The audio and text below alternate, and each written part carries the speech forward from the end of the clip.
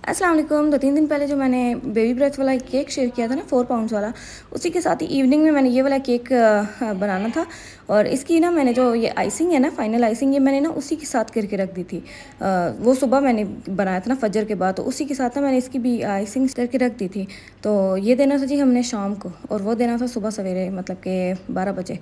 तो इसलिए ना मैंने फिर कहा कि क्रीम वाला सारा काम कर लेती हूँ, बाकी जो फाइनल काम होगा ना वो मैं फिर उसी टाइम कर लूँगी जिस टाइम डिलीवर करना होगा।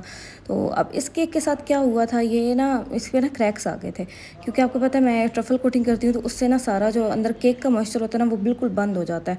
तो उसकी वजह से भी फट गए थे। दूसरी ये रीज़न मुझे समझ आई थी कि जो मैंने ना क्रीम यूज़ की थी ना वो बहुत ज़्यादा स्टिफ थी, क्योंकि इससे पहले मैं ना वो वाला केक बना चुकी थी, तो बार बार बीट कर करके ना क्रीम स्टिफ हो गई थी, तो इसके लिए ना बिल्कुल स्टिफ सी क्रीम बची थी। तो उससे मुझे ये देखें अब ये क्रैक्स आ गए हैं इस पर।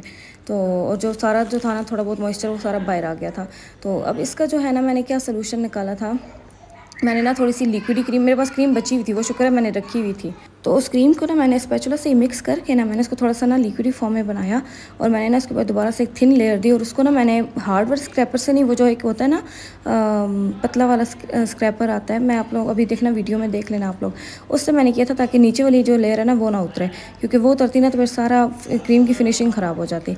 अच्छा, ये जो था ना मैं ये चीज़ ना छुपा भी सकती थी, लेकिन मैंने कहा नहीं, मैं दिखाऊंगी, क्योंकि मेरे पास काफ़ी ज़्यादा क्वेश्चन ऐसे आते हैं कि हमारी क्रीम फट जाती है, हमारे हम लोग फ्रिज में रखें तो हमारे क्रैक्स आ जाते हैं। तो उसकी रीज़न ये होती है कि अगर क्रीम को मॉइस्चर ना मिले, अगर क्रीम के अंदर जो है आप लोगों ने केक के अंदर अगर आप लोगों ने वाटर की सोकिंग नहीं की, आपका केक ड्राई है, उसकी वजह से भी आपके जो है क्रैक्स आ जाएंगे। दूसरी चीज़, अगर आपने क्रीम बहुत ज़्यादा स्टिफ यूज़ कर लिया, स्टिफ यूज़ कर भी लेना, लेकिन अगर अंदर मॉइस्चर हो तो फिर कोई मसला नहीं होता।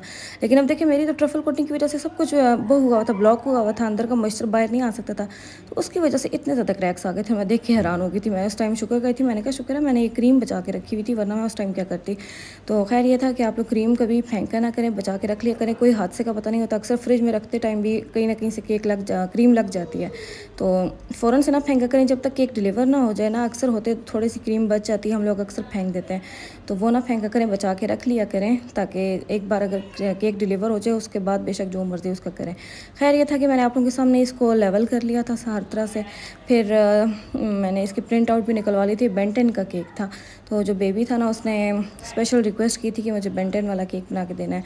तो ये जो कलर था ना ये मेहंदी कलर था, और ये कलर आया था पिंक और ग्रीन कलर से।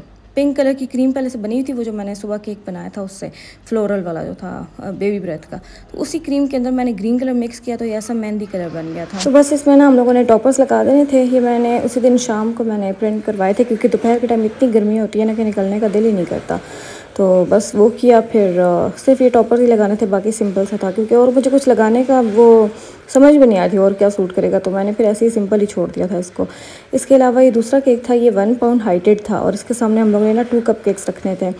अब इसके साथ हुआ क्या था, कस्टमर ने ना शायद किसी और सिटी से आना था, तो वो कह रही थी कि जब मैं मोटरवे से उतरूँगी ना तो मैं इस तरह बता दूँगी आपको, आप ना केक चूर चूर तक डिलीवर करवा देना।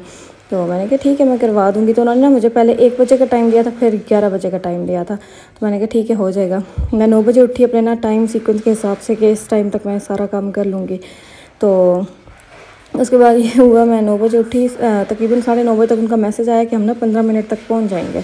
तो मैंने कहा मैं तो अभी स्पीडें भी लगाऊँ तो कुछ भी नहीं हो सकता है, तो नहीं हो सकता, अभी केक नहीं बन सकता है, क्योंकि आप अभी तो 1.5 घंटा पड़ा है। तो मैं तो आराम से लगी हुई थी कि सही से कूलिंग भी करूँगी और सही से बना भी लूँगी। लेकिन उन्होंने कहा कि ना हम लोग ना आपके घर की लोकेशन तक आ जाते हैं। फिर मैंने उनको लोकेशन भेजी, वो लोकेशन पर भी पहुंच गया। तब तक मैंने ना सिर्फ फाइनल आइसिंग की थी, ये जो क्रीम की होगी ना इसकी भी, वो मेन डेकोर शुक्र नहीं थी ज़्यादा, बस ऊपर लिखना था कुछ और एक फॉन्डेंट को टॉपर लगाना था कपकेक पे, तो बस यही था उनका। लेकिन ये था कि वो यहाँ पे पहुँच गई थी, तब मेरी ना अभी तक सिर्फ फाइनल आइसिंग हुई थी। तो उनको मैंने बोला, मैंने कहा थोड़ा सा वेट कर ले, मैं फ़ाइनल डेकोर कर रही हूँ उसके ऊपर। और फिर मैंने उनको भेजा और दे दिया था। फिर उनको ये था कि जैसे ट्रैवल करके आ रहे थे ना कस्टमर, तो इस तरह का ना एक न्यू एक्सपीरियंस हुआ था मुझे कि अगर कोई ऐसा कस्टमर आ रहा है ना ट्रैवलिंग करके, तो आपको पता है ट्रैवलिंग का कुछ पता नहीं होता, कभी रश हो जाता है, कभी जल्दी जल्दी बंदा निकल आता है। तो हमें ना उस चीज़ को पहले से तकरीबन अगर जो गिवन टाइम है ना उससे 2 घंटे पहले कंप्लीट करके रख देना चाहिए, क्योंकि मुझे जो है ना एंड मोमेंट पे प्रॉब्लम हुई थी और उनको भी हुई थी फिर, लेकिन गलती उन्हीं की थी ना। उन्होंने मुझे 11 बजे का टाइम दिया था और मैंने उसी के हिसाब से अपनी सेटिंग की हुई थी। सुबह के 11 बजे थे तो मैं तो इतनी जल्दी के ऑर्डर लेती भी नहीं हूँ, उनकी मजबूरी थी, उन्होंने आना था ट्रैवल करके, तो इसलिए मैंने फिर लिया था। और ये जो होते हैं ना घंटे बहुत ज़्यादा मुश्किल में होता है, इतनी गर्मी होती है, मैं तो रात के ही ऑर्डर प्रेफर करती हूँ, तो नहीं होता, संभाला भी नहीं जाता। मैं खुद अपनी बुरी हालत हुई थी, तो केक तो फिर दूर की बात है, वो तो होते ही इतने नाजुक हैं। ये जो केक है ना इसका सैंपल जो था वो मेरा ही था, लेकिन उसमें ना बेंटो बना हुआ था। बेंटो था वो जो डील बॉक्स नहीं होते हैं 1 बेंटो 2 कप केक्स के, उसके अंदर थे। लेकिन उन्होंने कहा था कि आपने 1 पाउंड बना लेना। मैंने कहा फिर 1 पाउंड जो है ना वो मैं बोर्ड पर ही बना दूँगी, क्योंकि उस पर नहीं बना सकते, डील बॉक्स के अंदर इतना हाइटेड नहीं आ सकता। तो ये तो जो नॉर्मल उसका डब्बा था ना उसके अंदर भी नहीं आ रहा था, बहुत मुश्किल से मैंने उसको सेट किया था। इतनी मुश्किल से नहीं किया था, लेकिन ये था कि ऊपर से लग रही थी इसकी क्रीम। तो बस ये सिंपल सा था और क्यूट सा डिसेंट सा था। उनका रिव्यू भी आया था कि वो बहुत अच्छा बना था टेस्ट वाइज भी। लेकिन मैंने उनको बोला था, मैंने कहा आपने AC चला के जाना है और वहाँ जाके भी ना आपने कूलिंग करनी है, क्योंकि इसकी ज़रा भी कूलिंग नहीं हुई थी। मैंने फ़ौरन ही उनको पकड़ा दिया था।